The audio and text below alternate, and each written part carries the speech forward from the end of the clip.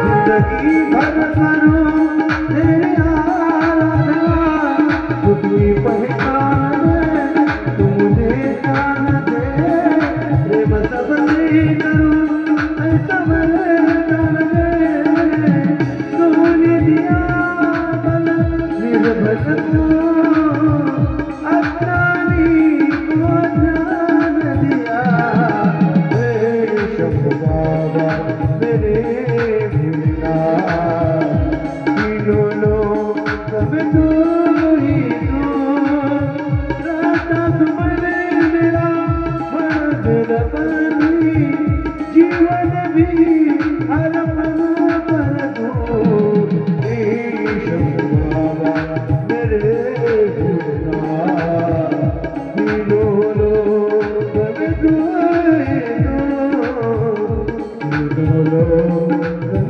तू ही तू, तीनों लोग तू ही तू।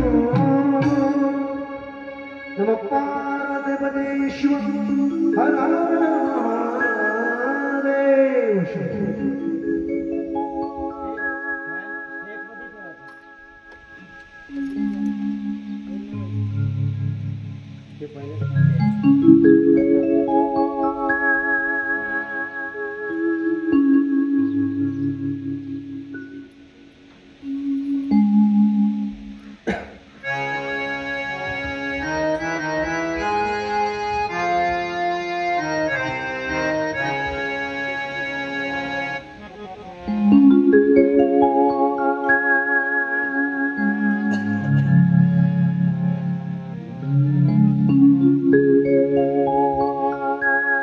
वक्रतुंड महाकाय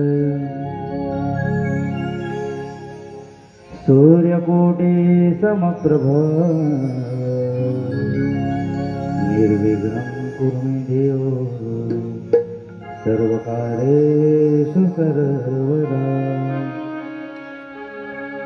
मंगलं भगवान् विष्णु मंगलं गरुडध्वजा मंगलं पुंडरीकाक्ष मंगलाय तनूहरे।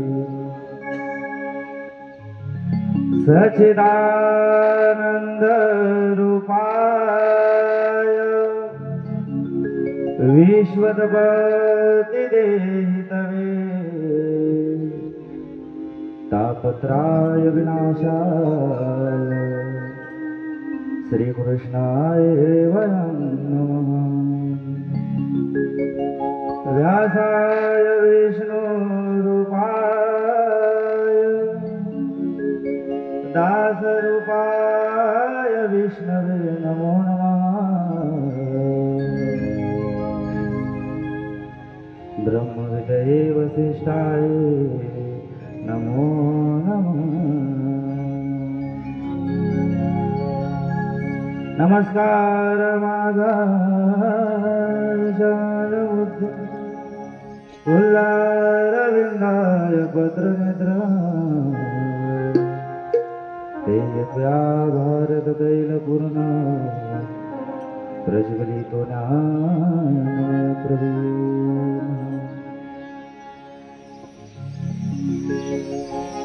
श्री गुरुचरण सरोजनिज मन मुकुरु सुधारि बरनहु रघुबर विमल जसु जोदायकु भरत।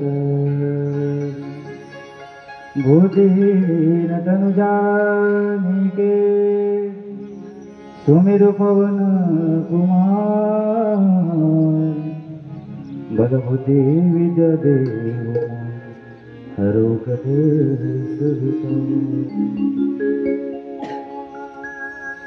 पवन तनय संकट हरण मंगल मूर्ति रूप राम लखन सीता सहित हृदय बसो सुरभूप।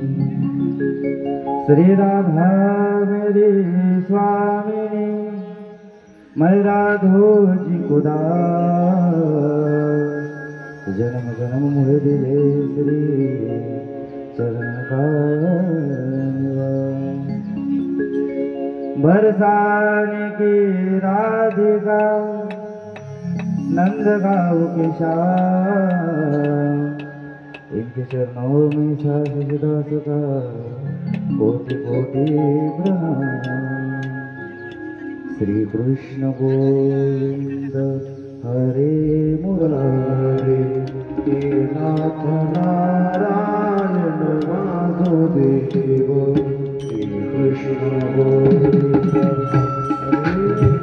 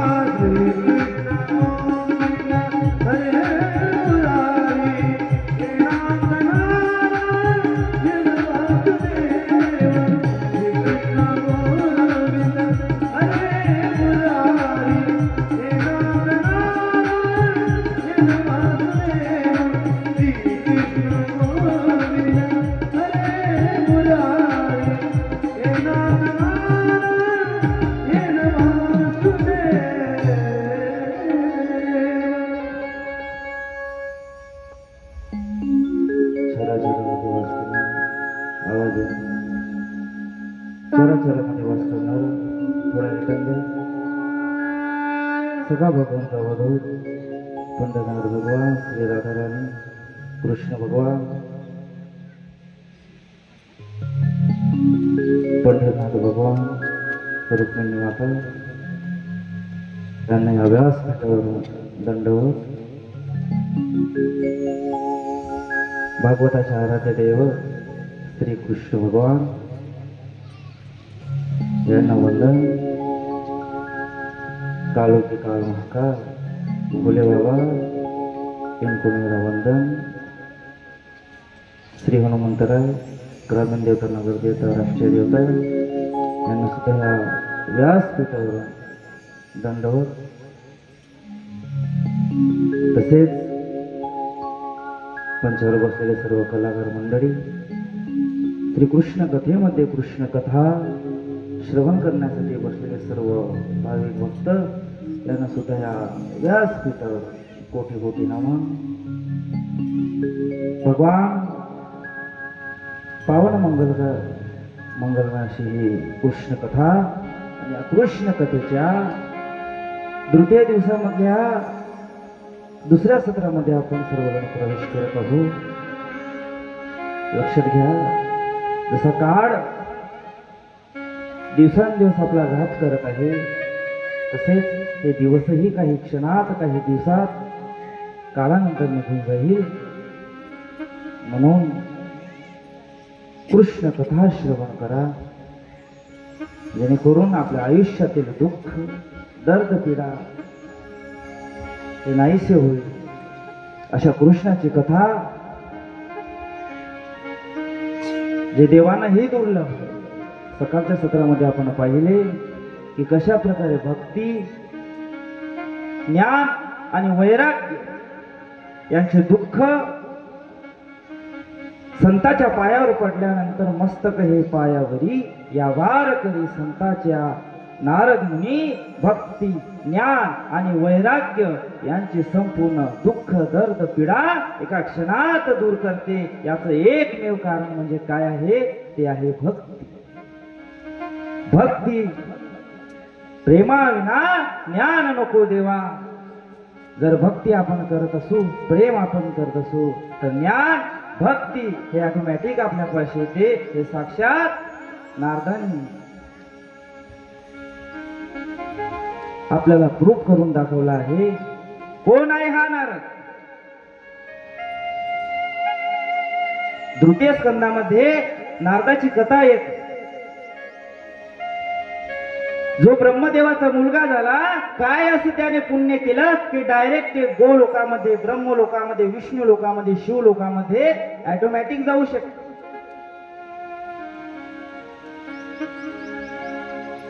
नारदाच्या हातामध्ये काय आहे? कोणतं वाद्य आहे? वीणा। काय आहे? आपले तो कोण कोण वीणा घेते? कोणीच नाही। जैसे ते वैसे वीणा एका जागेवर खुर्ची उठवून दिला की झालं नाही। वीण्याचे महत्व हे काही वेगळे आहे। एका जन्मामध्ये नारद हा पोपट होता। कोण होता? पोपट कसा बोलते? गोड गोड बोलतो नाही का? तसा हा पोपट राधे राधे नेहमी राधे राधे नामाचा जप करेल। राधा राणी एक दिवस नारदाला भेटली। जो पोपट रूपामध्ये होता तो त्या पोपटाला राधा म्हणत आहे की तू राधा राधा नको म्हणू, तू कृष्ण कृष्ण म्हण। आणि त्या पोपटाला प्रसन्न होऊन पुढल्या जन्मामध्ये जेव्हा नारद हा जन्म होतो त्या नारदाला साक्षात श्री राधा राणी ते विना नारदाला देते। असे या विण्याचे महत्व। अखंड हरिनाम सप्ताह कशाला म्हणतात? महाराज या ठिकाणी कथा करत आहे त्याला नाही, भजन करत आहे त्याला अखंड हरिनाम सप्ताह म्हटलं जात नाही वारकरी संप्रदायाने। जर आपण वारकरी संप्रदायाचा अभ्यास केला, वारकरी संप्रदायाच्या संतांनी दंडाधिकाऱ्यांचे नियम सांगितले आहे की कोणताही हरिनाम सप्ताह असो त्या हरिनाम सप्ताहामध्ये अखंड विना चालू राहिला पाहिजे. काय राहिला पाहिजे? अखंड विना. ठीक आहे, आपल्याला काम असते, व्यवसाय असतो, आपण अखंडाचा अर्थ काय आहे? सकाळपासून सकाळी 7ला विना पकडला तर दुसऱ्या दिवशी सकाळी 7 वाजेपर्यंत, म्हणजे एकानंच पकडायचा का? नाही, 1 घंटा दुसऱ्यानं पकडायचं. आपल्याला तितकेही शक्य नाही. जेव्हा आपली कथा 9 ते 12 चालू होते, ते 9 ते 12च्या दरम्यानच आपण कथेच्या दरम्यान विना पकडायचं. एका जणाने यायचं, विना घ्यायचं. अर्धा तास 15 मिनिट झाले का दुसऱ्याने विना घ्यायचं. असं हे दोन्ही सत्रामध्ये करायचं 7 दिवसांमध्ये. म्हणजे आपला अखंड हरिनाम सप्ताह प्रारंभ होतो. असं हरिनाम सप्ताहाचं महत्व आहे. तर हा नारद कोण आहे?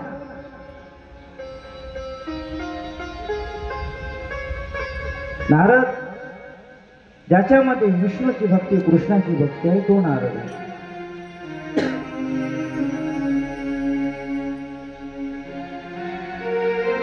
नारद हा एका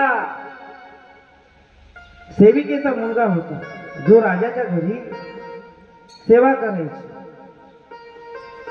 राजाच्या सेवेमध्ये असायची.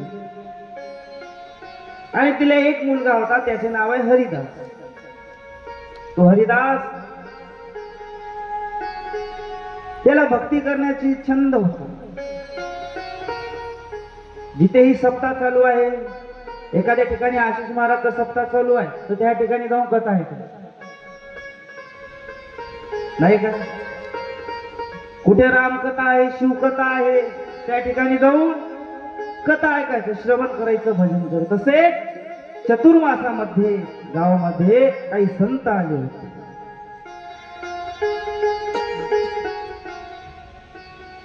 आज सतत 2 वर्ष झाली तुमच्या गावामध्ये माझी कथा चालू आहे. याचं एक मात्र श्रेय जाते आमचे गोपाल भाऊ. त्यांची सेवा नसली तरी मनानं सुद्धा ते या ठिकाणी आहे. कसं आहे? जन्मोजन्मी आम्ही बहु पुण्य केले. जन्मोजन्मी आम्ही बहु पुण्य केले. जन्मोजन्मी आम्ही बहु पुण्य केले. देवाया विठाने कृपा केली. देवाया विठाने कृपा केली. जन्मोजन्मी आम्ही बहु पुण्य केले. जन्मोजन्मी आम्ही बहु पुण्य केले.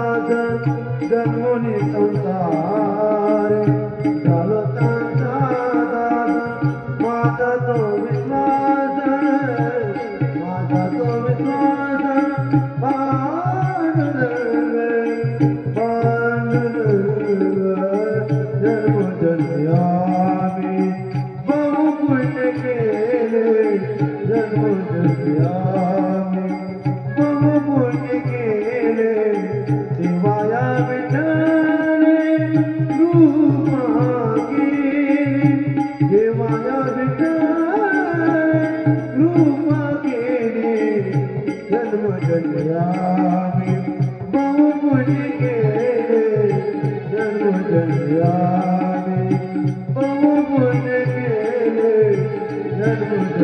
आम्ही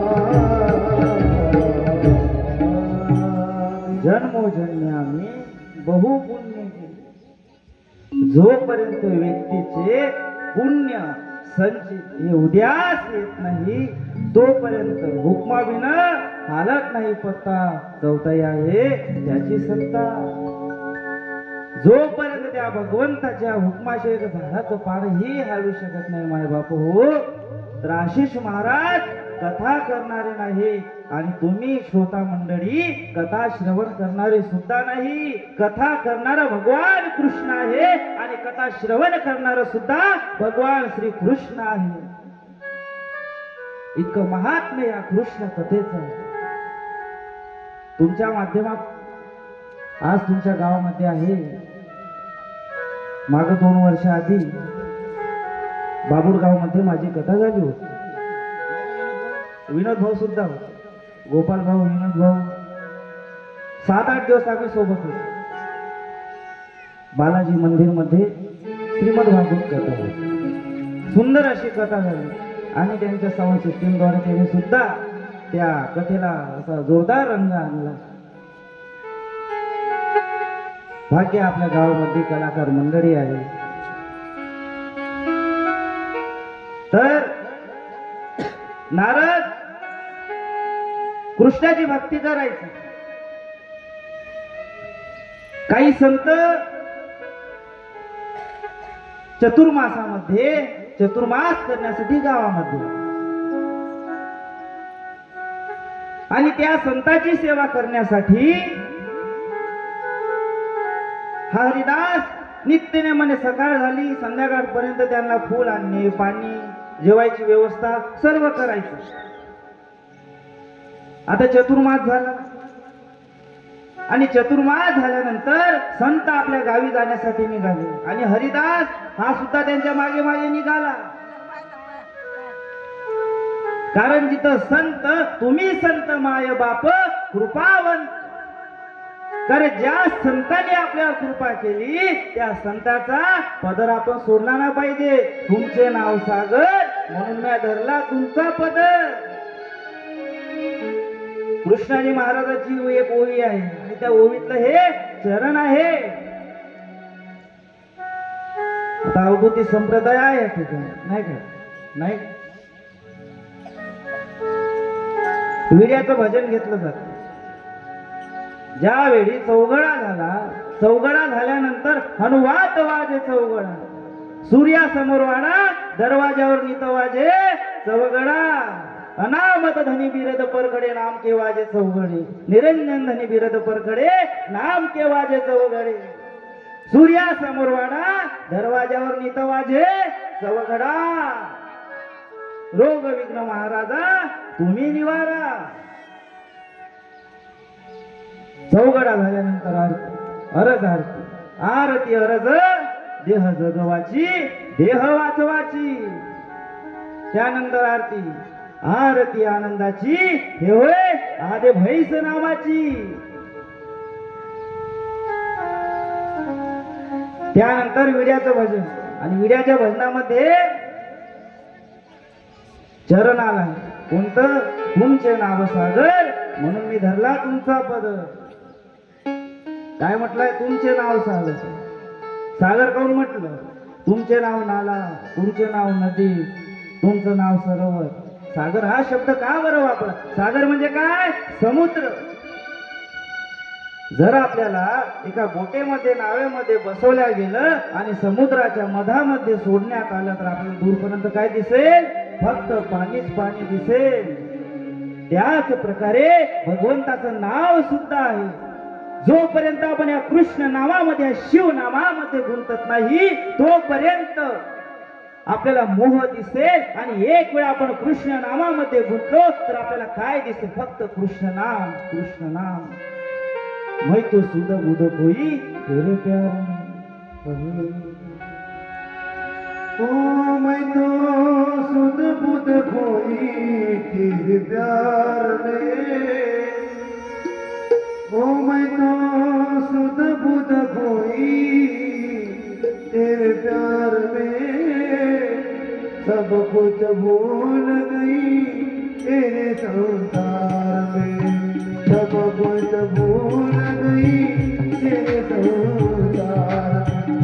जोत जला दे प्रीत लगा दे. जोत जला दे प्रीत लगा दे. तेरे नूर ले धन्यवाद. ओ धन्यवाद, धन्यवाद.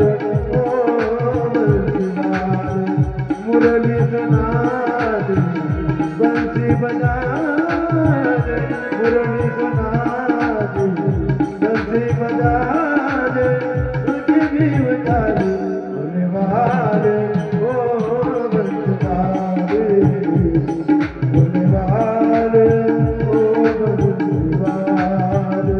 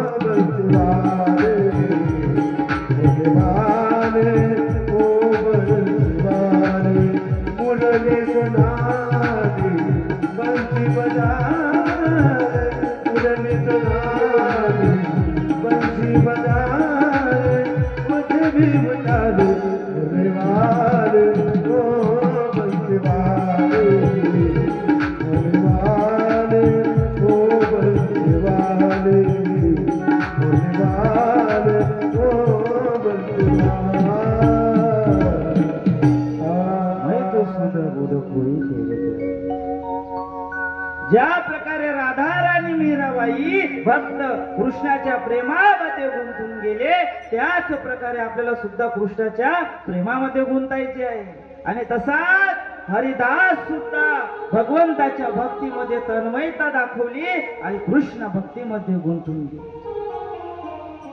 ते संत गावाच्या बाहेर जाण्यासाठी निघाले आणि हरिदास सुद्धा त्यांच्या मागे मागे जाण्यासाठी निघाले। संतांच्या संगती मनोमार्ग गती आखडावा श्रीपती येणे पंथी। संतांच्या मार्गामध्ये जो विश्वास आहे तो संसारामध्ये अन्य कोणत्याही गोष्टीमध्ये नाही।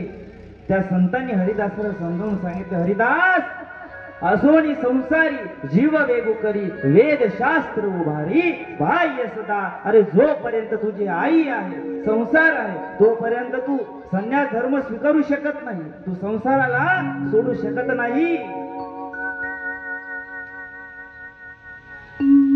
तू संसारामध्ये राहून भगवंताची भक्ती कर। हरिदास याचं मन मानत नाही तरीही संतांनी उपदेश केला, आता तरी पुढे हाची उपदेश नौका करुणाश आयुष्याचा सकळांच्या पाया माझे दंडवत। जगगुरु तुकाराम महाराज सांगत, धर्माचे पालन करणे पाखंड खंडन हेचे आमा करणे काम बीज वाढवावे ना। तू धर्माचं पालन कर आणि धर्माचं पालन करण्यासाठी हरिदास गावामध्ये थांबला। काही दिवसानंतर हरिदासची आई गाईच्या पोटामध्ये झाडझूड करता करता एक सर्पदंश करून हरिदासच्या आईचा मृत्यू होतो। आता हरिदास कृष्णाची भक्ती करण्यासाठी मोकळा होता। एक दिवस झोपेमध्ये बाळ कृष्ण गोंडस रूप बाळ कृष्णाचं हरिदासाच्या स्वप्नामध्ये कृष्ण येतो आणि त्यांना दर्शन देते आणि समोर जाऊन ब्रह्माचा मुलगा म्हणून नारदाचा जन्म होतो। अशी या नारदाची कथा आहे। आणि नारद हा विष्णूचा नारायणाचा महान भक्त होतो। अशा या नारदाची कथा आहे। बोले श्रीमद भागवत महापुराण श्री कृष्ण भगवान की जय। छत्रपती शिवाजी महाराज की जय। छत्रपती संभाजी महाराज की जय। नमः पार्वती पते शिव हर हर महादेव। अशा नारदाची कथा या ठिकाणी विराम पावते। त्यानंतर 24 अवताराचे वर्णन आले आहे। 24 अवतारामध्ये पहिला अवतार आहे सनत सनंदन सनत कुमाराचा, जे जगाला उद्देश दिला की हिंदू धर्म म्हणजे काय, कृष्ण धर्म म्हणजे काय, वैष्णव धर्म म्हणजे काय। त्यानंतर दुसरा अवतार आहे भगवंताचा वराह अवतार. वराह अवताराची कथा श्रीमद भागवत कथेमध्ये येतात. ज्यावेळी कुठेच नव्हतं काही, उभं केलं तीर भवन. या पृथ्वीवर फक्त पाणीच पाणी होतं, पाण्याशिवाय दुसरं काहीच नव्हतं. त्यावेळी भगवान विष्णूचा अवतार झाला आणि ब्रह्माचाही झाला. ब्रह्म म्हणायचा सर्वात आधी मी जन्मलो, विष्णू म्हणायचा मी जन्मलो. वाद दोघाचा वाद चालू आहे, मी मोठा मी मोठा. त्यावेळी दोघांच्या मनामध्ये अशी ज्योत प्रज्वलित झाली. असा एक भला मोठा स्तंभ, ज्योतीचा अवतार शकुन चांगला आणि त्या दोघांच्या मध्ये ज्योत निर्माण झाली. आणि त्या ज्योतीतून आकाशवाणी येते की मी सर्वात आधी जन्मलो, आधी गण नेमिला ज्ञान दया मज. सर्वात आधी मी जन्मलो आणि दुसरं तिसरं साक्षात कोणी नसून साक्षात भगवान शिव आहे.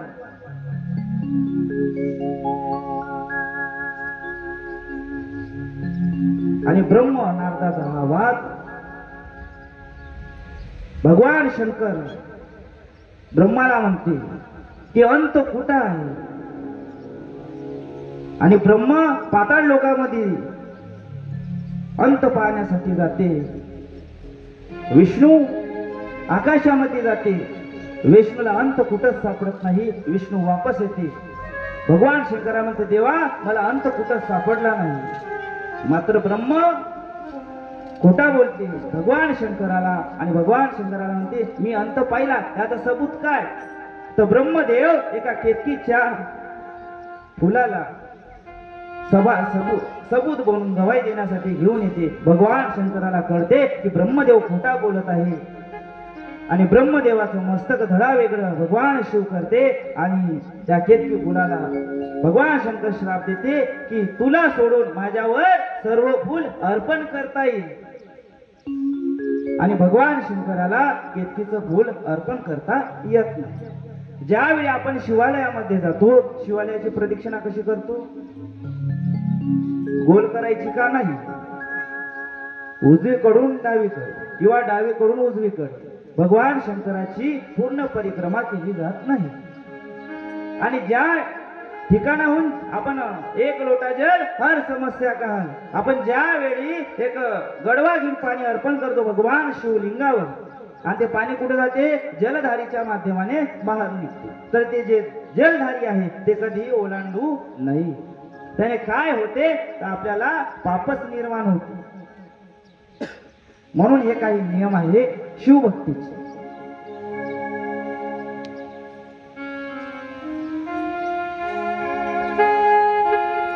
भगवान शंकर विष्णूवर प्रसन्न होते. आणि भगवान शंकर प्रसन्न होऊन भगवान विष्णूच्या नारायणाच्या हातामध्ये जे सुदर्शन चक्र आहे ते भगवान शंकराने दिलेलं आहे. आणि भगवान शंकर नारायणाला सुदर्शन चक्र देते. त्यानंतर हे पृथ्वी अंधकारमय अशा पाताळ लोकांमध्ये होती. धरती माता नारायणाला विनवणी करते, नारायणा मला या अंधकारमय जगातून बाहेर काढ. त्यावेळी नारायण वराह अवतार धारण करते. दितीच्या गर्भामध्ये 2 मूल गर्भ धारण केले आहे. दिती 2 मूल तिच्या गर्भामध्ये आहे. एक दिवस वैकुंठ लोकामध्ये सनत कुमार भगवान नारायणाचं दर्शन घेण्यासाठी जाते. गेले असता जे द्वारपाल आहे त्या द्वारपालाचं नाव काय, जय आणि विजय. ते सनत कुमारांना थांबवते. तुम्ही भगवान विष्णूचं दर्शन करू शकत नाही. ते सध्या क्षीरसागरामध्ये शयमान आहे, झोपलेले आहे. आणि त्या जय विजयवर क्रोधित होऊन सनत कुमार त्यांना श्राप देते की तुम्ही भूलोकामध्ये जाऊन मृत्यू लोकामध्ये जाऊन 2 दैत्य बलसाल. आणि ते दैत्य दितीच्या गर्भामध्ये जन्म घेते. दितीच्या पोटामधून जन्म घेतल्या, गर्भातून जन्म घेतल्यानंतर 2 राक्षस बसते, हिरण्यक्ष आणि हिरण्यकश्यप. हिरण्यक्ष हा पृथ्वीवर हाकार मचवत आहे. भगवान नारायण वराह अवतार वरा अवतार धारण करते आणि मृत्यू लोकामध्ये जाऊन त्या पाताळ लोकामध्ये जाऊन आपल्या दोन्ही दातावर ते पृथ्वी त्या पाताळ लोकातून बाहेर येते आणि आता वराह भगवंतासोबत युद्ध करण्यासाठी हिरण्यक्ष विराट रूप धारण करून येते पृथ्वीला तिच्या योग्य स्थळी ठेवून हिरण्यक्ष आणि वराह भगवंताचं घनघोर असं युद्ध चालू आहे. त्या युद्धामध्ये कधी वराह भगवान पराजित होत आहे, कधी हिरण्यक्ष पराजित होत आहे, पण ते नारायण भगवान हिरण्यक्षला पराजित करते, हिरण्यक्षाचा वध करते. बोले वराह भगवान की, श्रीमद भागवत महापुराण की.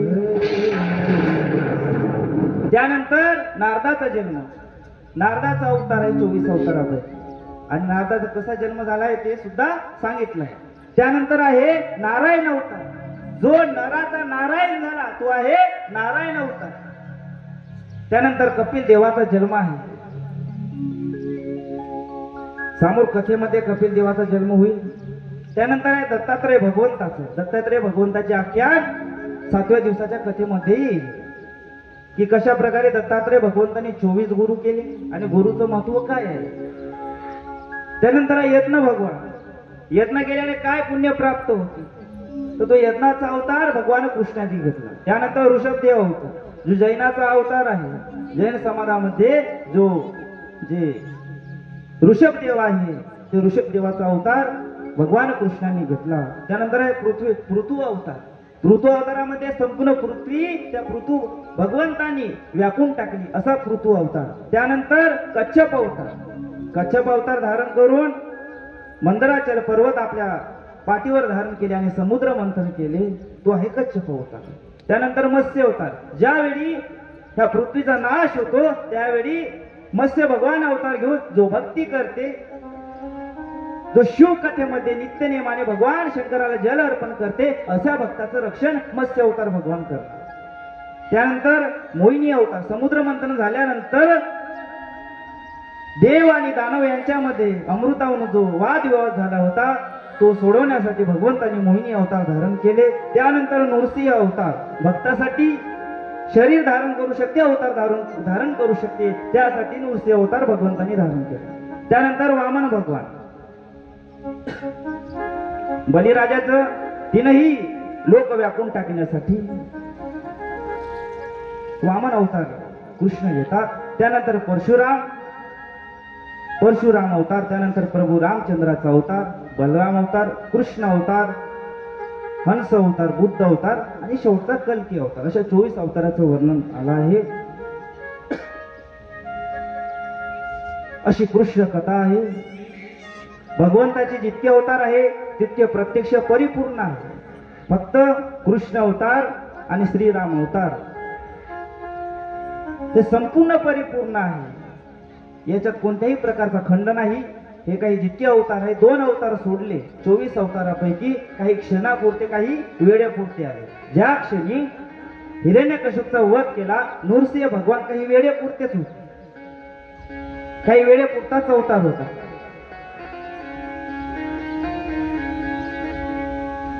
आणि अशा प्रकारे 24 अवताराचं वर्णन या ठिकाणी आलं आहे. श्री कृष्ण गोविंद हरे मुरारी, नाथ नारायण वासुदेव. श्री कृष्ण गोविंद हरे मुरारी, नाथ नारायण वासुदेव.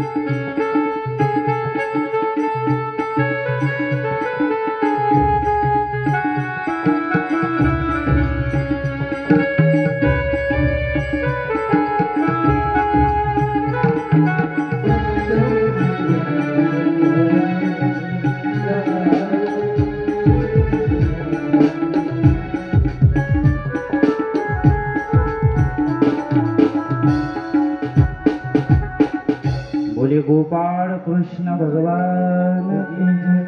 नमः पार्वतीपते शिव हर हर महादेव. अशी कृष्ण कथा आहे. त्यानंतर श्रीमद भागवतामध्ये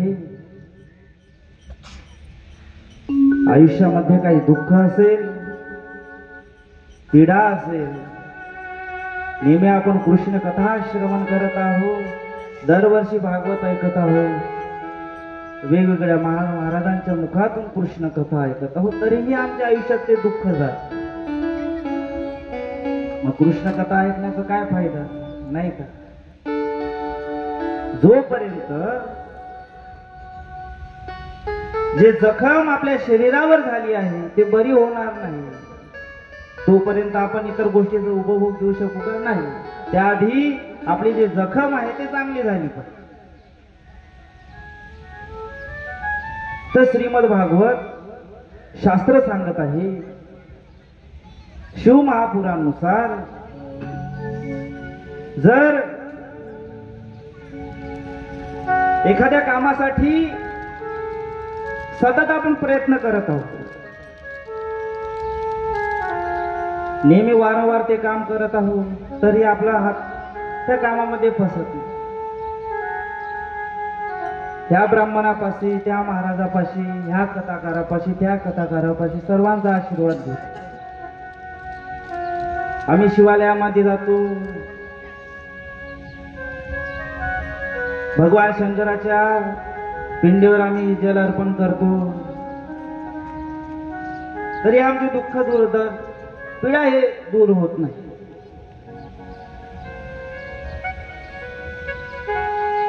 खूप अडचणी येत आहे,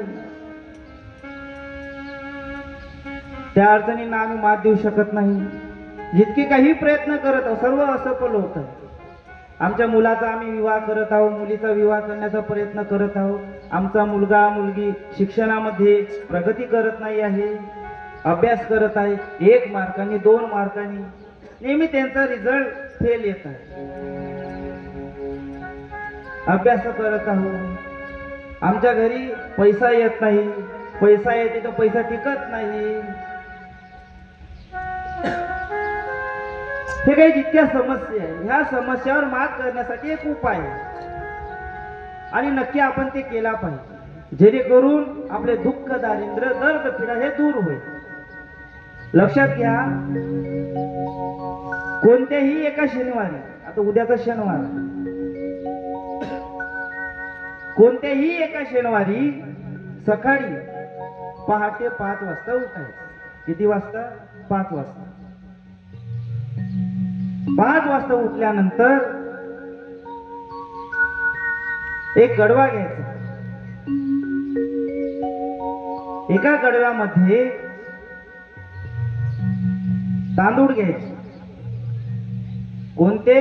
5 अखंड, जे अखंडित नाही, जे साबूत आहे, असे 5 अखंड तांदळाचे दाणे घ्यायचे आणि त्या गडव्यामध्ये टाकायचे. नंतर त्यामध्ये चिमूटभर चंदन टाकायचे. काय टाकायचे? चिमूटभर चंदन घ्यायचे आणि ते टाकायचे. 2 पिंपळाची पाने घ्यायची. 2 पिंपळाची पाने घ्यायची. पहिल्या पिंपळाच्या पानावर स्वस्तिक काढायचं. दुसऱ्या पिंपळाच्या पानावर ओम काढायचं आणि ते दोन्हीही पाने त्या गडव्यामध्ये पाण्यामध्ये टाकून द्यायचे. आता आपण या ठिकाणी शिवलिंग स्थापन केलीच आहे, नाही का? आधी नव्हती, गेल्या वर्षी नव्हती, या वर्षी झाली. तर त्या शिवालयामध्ये जायचं, कोणत्याही शिवालयामध्ये जायचं, त्या ज्योतिर्लिंगापाशी जायचं, शिवलिंगापाशी जायचं आणि तो जो गडवा आहे ज्याच्यामध्ये आपण 5 तांदळाचे साबुदाणे, थोडस चंदन आणि 2 पिंपळाची पाने टाकली आहे, ते पाणी शिवलिंगावर अर्पित करायचं. काय करायचं? अर्पित करायचं आणि भगवान शंकराला, भगवान शिवाला आपली मनोरथ, आपली इच्छा भगवान भोले बाबाला सांगायचं. भोले बाबा, आमच्या आयुष्यातील सर्व दुःख पीडा आम्ही तुझ्या पाशी सोडून जात आहे. मैं खाली हाथ आया था, पर मुझे खाली हाथ मत भेजो मेरे भोले शंकर. मेरी झोली भर के यहाँ से मुझे विदा करिए. अशी विनवणी तुम्ही त्या शिवाला करा, कृष्णाला करा. नक्कीच तुमचे दर्द पीडा दूर होईल. त्या व्यासपीठावरून सांगत आहे. भोले बाबा तेरे भरोसे मेरा परिवार है.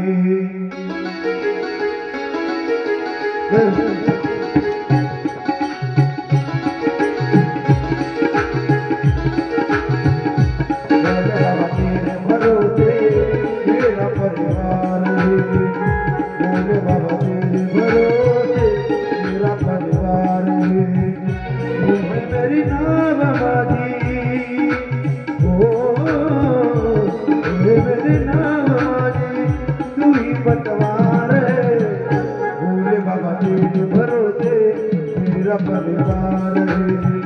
भोले बाबा तेरे भरोसे मेरा परिवार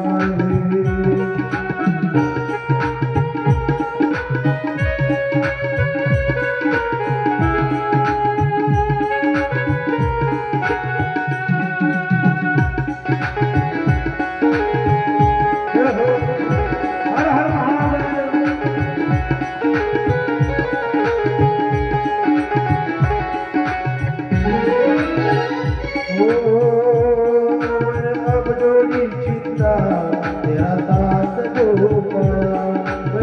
छोड़ी चिंता तेरा साथ जो पाया, तुमको जब भी पुकारा अब नहीं पास पाया.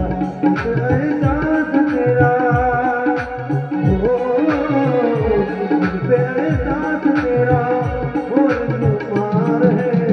जय भोले बाबा तेरे भरोसे मेरा परिवार है. भोले बाबा तेरे भरोसे मेरा परिवार है.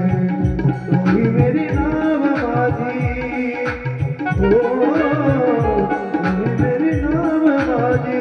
तू ही पतवार है. भोले बाबा तेरे भरोसे मेरा परिवार है. भोले बाबा तेरे भरोसे मेरा परिवार है. हर हर महादेव.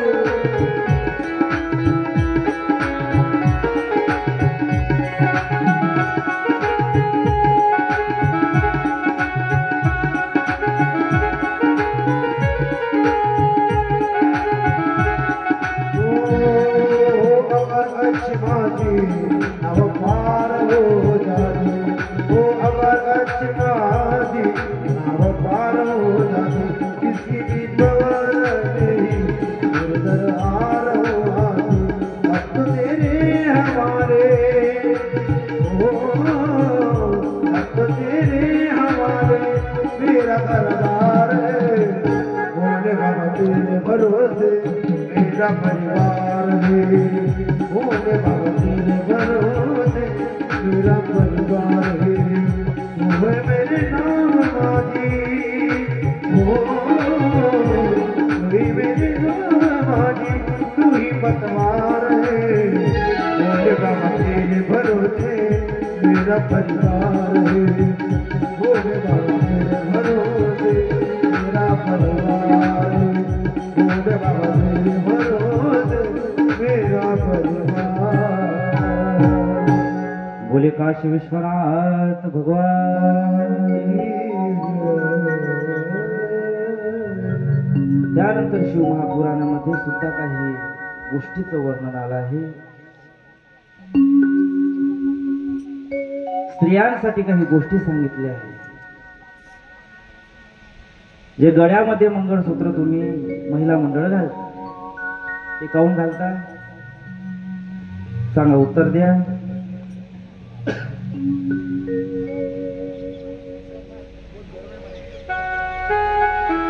कथा असं सांगत आहे, शास्त्र असं सांगत आहे की सर्वात आधी भगवान शंकराचा विवाह कोणासोबत झाला? सतीसोबत. कालांतराने सती आणि भगवान शंकर यांचा विरह झाला आणि नंतर दुसरा विवाह हिमालय मेना यांची पुत्री पार्वती हिच्या सोबत भगवान शंकराचा विवाह झाला.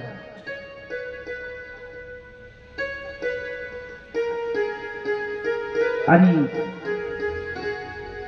ज्या प्रकारे सतीचा आणि भगवान शंकराचा विवाह झाला त्याच प्रकारे पार्वती आणि माझा पुन्हा विरह होऊ नये म्हणून भगवान शंकराने काय केले ते काळा धागा घेतला आणि त्या काळ्या धाग्यामध्ये काही मणी त्याच्यामध्ये गुंफले आणि दोघांचा विरह कधी होऊ नये यासाठी मा पार्वतीच्या गळ्यामध्ये त्या मण्याने गुंफलेली माळ भगवान शंकराने पार्वतीच्या गळ्यामध्ये बांधली आणि तेव्हापासून मंगळसूत्र बांधण्याची परंपरा नियम आपल्या हिंदू धर्मामध्ये संस्कृतीमध्ये आहे.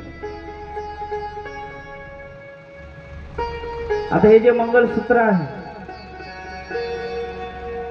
लक्षात घ्या, महिलांनी काही गोष्टी लक्षात घ्यायचं आहे. कोणत्याही इतर महिलेचं मंगळसूत्र घालू नये. आपल्याला सवय आहे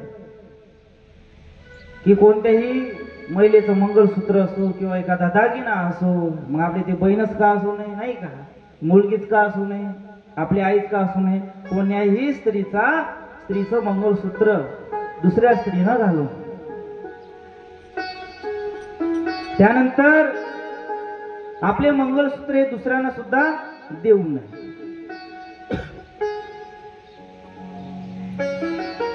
मुख्य गोष्ट आपण किंवा आपल्या पतीने खरेदी केलेलेच मंगळसूत्र स्त्रीने घालावे. गळ्यामध्ये मंगळसूत्र घातल्यानंतर ते मंगळसूत्र घरामध्ये इतर कोणत्याही ठिकाणी घातलेलं मंगळसूत्र अटकवू नये. याने काय होते तर आपल्या पतीला त्याचे दोष लागते. त्यानंतर मंगळसूत्र खरेदी केल्यानंतर मा जगदंबेला ते जे मंगळसूत्र आहे ते अर्पण करायचं. मा भवानी समोर लक्ष्मी समोर ते मंगळसूत्र ठेवून त्याची पूजा करायची. त्यानंतरच ते मंगळसूत्र धारण करायचं. मुख्य गोष्ट एखाद्या वेळेस मंगळसूत्र हरवलं किंवा तुटलं तर लगेच दुसरं मंगळसूत्र धारण करायचं.